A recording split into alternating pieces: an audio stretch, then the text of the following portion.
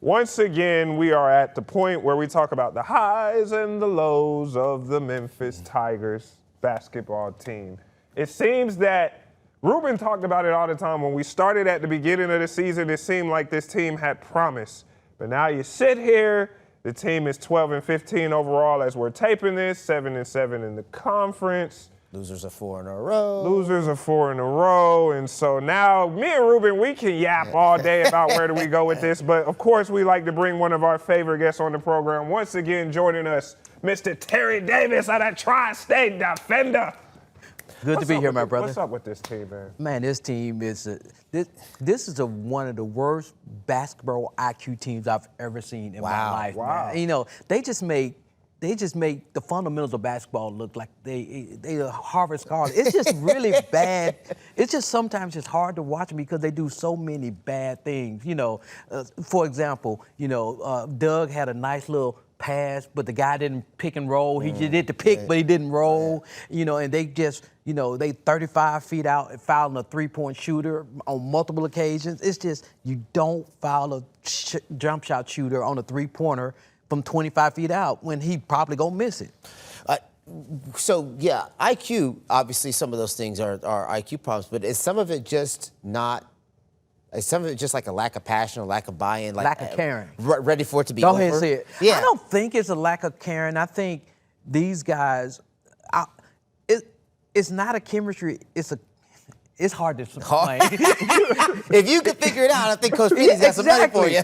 Because it's not a chemistry issue. It's not a talent issue because these guys can play when they play well. They just do bad things at the wrong time. And, and like, if you look at the UAB game, they played a horrible first half, but they played a great second half. If you put those two together, you win a game. If they can put that together for 40 minutes for 3 games, this team still can make the tournament. As bad as this team is, this team still has a great chance to make the tournament. We keep saying if. Right. Right. It's always about an if because these young men have got to put it on themselves that they want to do it. Until they say we want to do it as a unit, it's not going to happen. No matter what you say to them or what, they have to come together collectively as a unit and say, look, we're going to play this together. Well, Terry, I'm sure you've seen it. Yeah. It seems like Penny is almost reaching his breaking point Yep. because as the losses keep piling up, he kind of got visibly emotional. In fact, rather than me talk about it, let's roll the tape.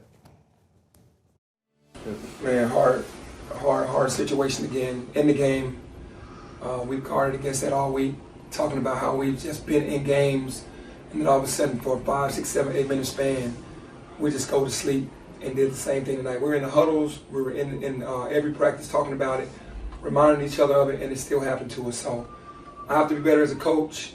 The guys have to be better at making plays out on the court.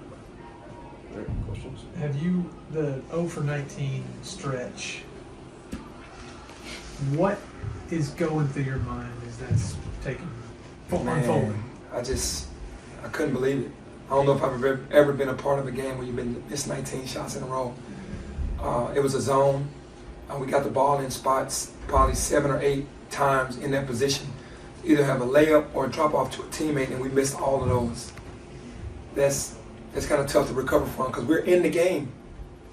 You missed 19 shots in a row. I don't know how many people you're going to beat. We got behind the 8 ball in the first half again.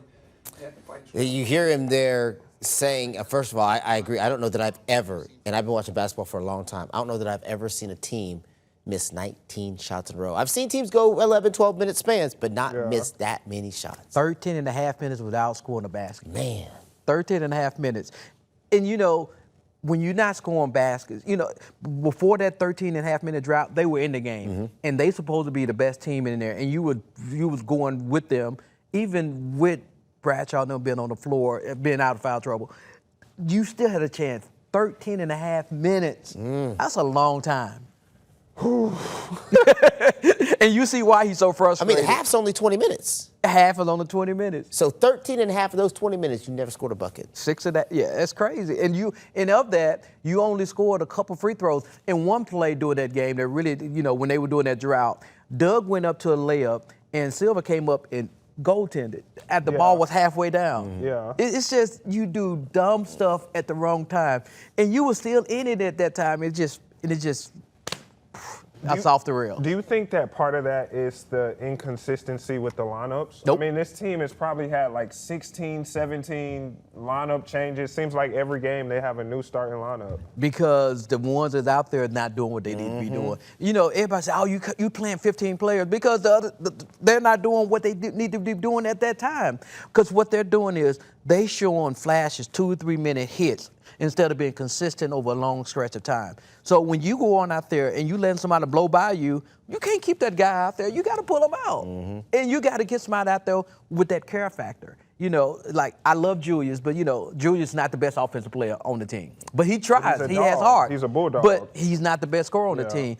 It seemed like since Sir Parker hit that 40 points, it seems like, you know, he used to shoot everything that touched his hand. Now he stopped shooting. Yeah. I'm trying to figure out what's really going on.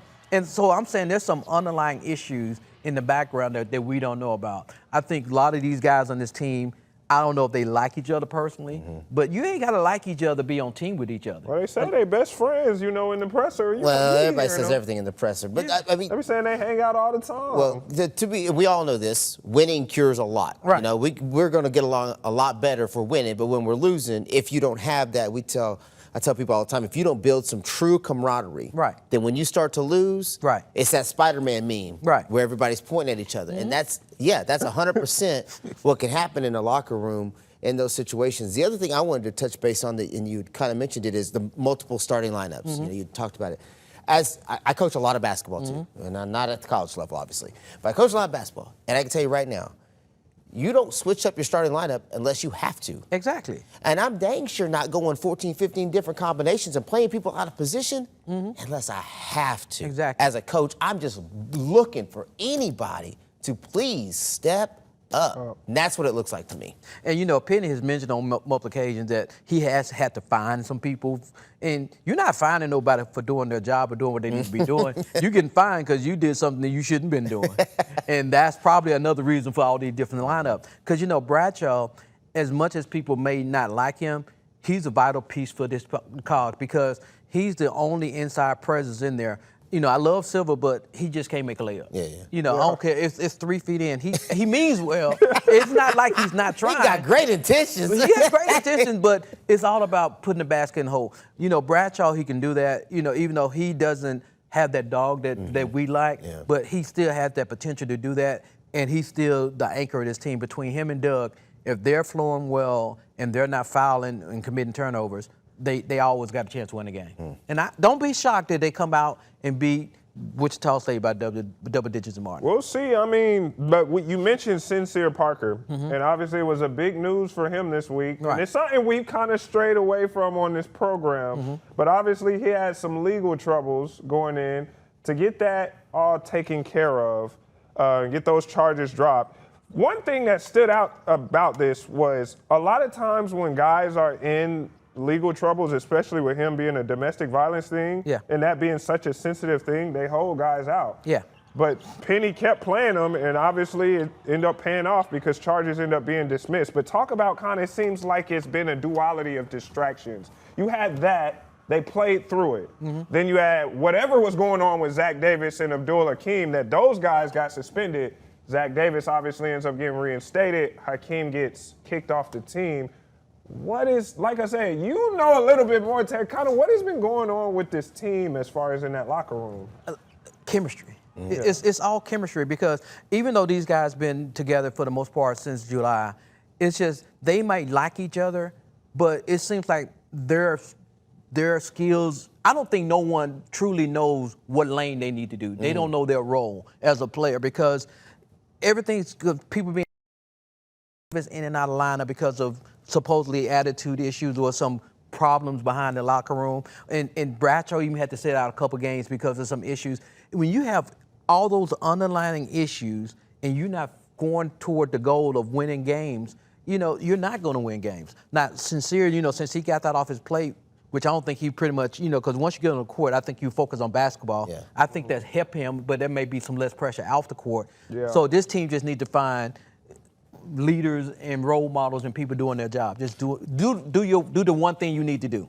I would say, to your point that you just made about when you were saying that they're getting fined and having problems and all these things, it feels to me like they're part of this issue could be they're already getting paid for their job. Yeah, you can find somebody for missing a meeting or doing whatever, but to me that's a part of this underlying issue that's going to continue to happen. I think in the next couple of years you're going to start to see some changes in the way NIL is done because of all this. Because there's going to be enough coaches get burned, enough teams struggle. I mean, it's happening not just in Memphis, it's happening at Ole Miss, it's happening at across the country at major programs where guys are brought in to do X, Y, and Z, and because I'm already getting paid, I'm not as invested as I was before.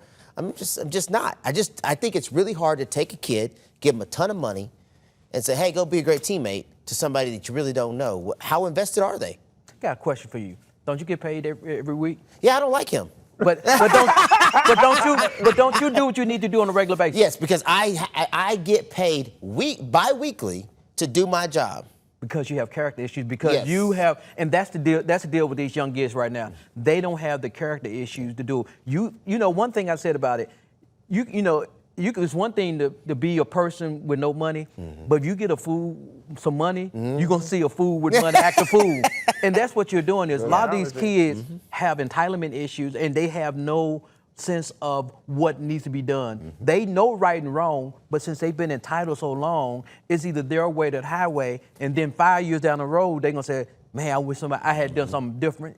We tried to tell you to do Always something hindsight different. being 2020. Exactly. Hindsight's always 2020. It's so many guys. Let's like 2 years ago, Quinn, who's on this team that quit, the point guard, he retired, but he didn't spend any of his money.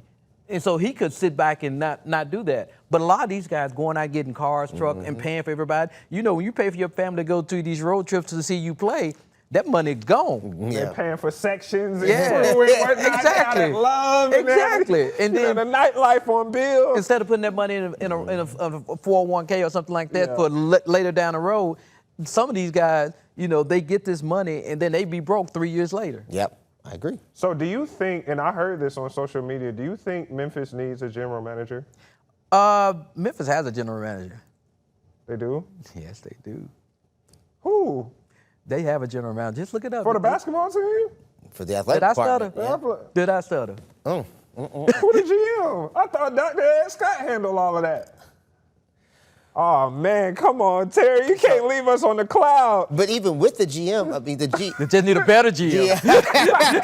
I was about to say, well, I wasn't going to say they need a better GM. I was going to say a GM's role now is going to have to be different than what people think it is. Right. When you think GM, you're thinking you're handling the money and all that. The evaluation of talent has got to improve. Right. And not just talent, character. Right. Talent and character. Those things, two things have to improve. I think the current GM Memphis has is more of an administrative GM. It's not one going out there and going and searching for talent. They may need somebody to go out there, like they do in pro basketball, they have scouts. Yeah. They just need to go out there, because Penny can't go out there and recruit the porter, because everybody forget, there was only one porter last year, then January. Yeah. There's no porter coming this summer. So there's really no transfer porter coming in. So really the guys that's on the team this year really can't leave to go to the porter, because there's no porter until January of next year. So I knew they did it for football. They killed the all all sports. NCAA. So there's not a spring portal at all. Unless something else has changed. I could have sworn there was a spring one portal. portal a year. So I knew they were doing it for football because they were locking that down, but I could have swore there was a spring portal for basketball because the basketball season doesn't end until. I know. That's crazy if that's the case. I hope you're wrong because I hope I'm wrong all too. those, all those Because players. remember, because they went to one portal a year. Period. Well, that makes the job even harder. I will say that, and again, I've been saying this for the past several months. The job is already difficult. Yeah. Because the season would end. You've got kids leaving. Yeah. You've got to find new kids, and that window shuts down, and you need to get them in by May or June so that they can be ready for summer. Right? Correct, You have correct. to get them in. Right. So you really only have a month and a half. About 6 weeks. Yeah, to evaluate, get them on campus, and then decide if you're going to sign them or not. That's Right. not a lot of time to go through 3,000 people who are in the portal. And also to figure out how much money you got, because everybody think Memphis has about $25-30 million to play in the portal. But Memphis has about $6 or $7 million to pay all those guys. And and a lot of people, Memphis fans, try to compare Memphis to the history of Memphis. Yeah. You can't compare the 80s to now because it's a totally different thing. Yeah. And then you can't compare Memphis to like an Oregon or Texas because Texas got this kind of money, Memphis got this kind of money. look at Oregon. They have the biggest NIL budget. Their basketball, Nike money. their basketball team is horrible. you think Memphis is bad? Yeah. They got a bad record in a good conference with a whole lot of money. With a whole lot of money. So people have to adjust their expectation. Everybody want Memphis to go to the tournament and make a run, but you got to have you got to be in the right situation, because a lot of people forget that Memphis did win the tournament, the titles last year. Yeah. And then last year they got screwed by P.J. Haggerty, switching at the last minute. So you switch at the last minute, there's nothing out there for you to go. Yep. What you expect, because this summer, we didn't know we was going to even have a team this year, because for a while, the only thing we had was guards. We didn't have no big man. Yeah. And you can see what happened. Yep. And see, you cannot get in that situation. So you got to have a commitment from these guys early, not only from the guys who's committing, but from your revenue source that you got to pay these guys. We talked about it last week with Trey Draper when we had him on. Do you think that if PJ had stayed here and got it all sorted out with Penny, that this team would be different, would be in a better situation than right now? Or do you think that the issues go beyond a PJ Haggerty staying in Memphis? If you had a PJ Haggerty here, if you had got him in on a regular basis early enough, then you could have went out there and got a big man to go there. It's a domino effect. When you don't get PJ, then you got to go find another guard, and then you got to spend that money, your resources elsewhere. If you had PJ Haggerty here with a Bradshaw or another big man, then this team would be completely different. Yeah, and I know we got to go because we're probably 16 minutes in on this segment. We've been talking. But to your point, you can build around a scoring star. Right, because he gives you 22 a game. Yes, you can No build one gives around you 22 a game on this team consistently. And that's part of the problem that you mentioned earlier is that nobody knows their roles. Right. It's because they're missing that guy. Right. This team doesn't have a superstar. I'm not saying they don't have leaders, but when Penny said, we're going to do it by committee, you can't do nothing by committee. You got to have a focal go-to guy in this, unless you got 3 McDonald's All-Americans. 3 guys. Then you can, we can do a committee by the end. But when you got guys who just got, I'm not going to hate to say that, just an average talent and not superstar talent. Not great. Yeah. Just like the Grizzlies. Well, we just got done talking to Bartlett boys basketball head coach Dion Real, and we know my boy. We know Penny is back to placing an emphasis on high school hoops. Do you think that answer is here in Memphis? A guy like Fred Smith at Briarcrest, a guy like Braylon Williams. Now he still has some time; he's a sophomore for Bartlett. But do you think the answer to that guy is right here? Yeah, but he's not on this team right now. But Fred is really a really good player, and he has that magnetism that he can attract a good guard. Because Fred is one of those guys. He's not a center. He's not a guard. And he's not a power forward. He's just one of those. He's a tweener guy, and with that guy, Ruben calls an athlete. Right. So he's a guy that can attract other guys, and you can build around him, and he can make everything better. Because, Penny's, everybody thinks Penny ain't gonna be back. Penny will be back next year. He'll be back. And then Fred will be on this team, and he's gonna do a little different. News? Did Fred commit? Come on, man. Anyway, when Fred's on this team, then they're going to get this team surrounded, and they're going to have a better shot next year because they're going to be a more balanced team because Curtis will be back, Aston will be back, and 1 or 2 other guys on the team will be back, and you have a better basis and foundation to build from. It's going to be a new look Tigers team for the most part next year. Though, yeah, because he's going after little high school because one thing about this day and age, you can't go overly young or you'll get crushed. Yep. Because that tournament is, when you start playing against older guys, because pre-COVID, they were playing the Wiseman, they were playing against these 23 and 24-year-olds. And that age is a difference. Yeah, that makes a big difference. All right, big dog. We got to let you go. We appreciate you taking the time, as always. More knowledge than Rich and I combined. And we ain't get to talk about the Grizzlies, man. I want to roast. No, you got to let roast. All right, let's take another break. When we come back, we go from talking the Tigers to the Rebels. They ain't no better. But we'll talk it all. We'll talk baseball, anything sometimes but basketball with our guy, Stephen Willis, right after the break.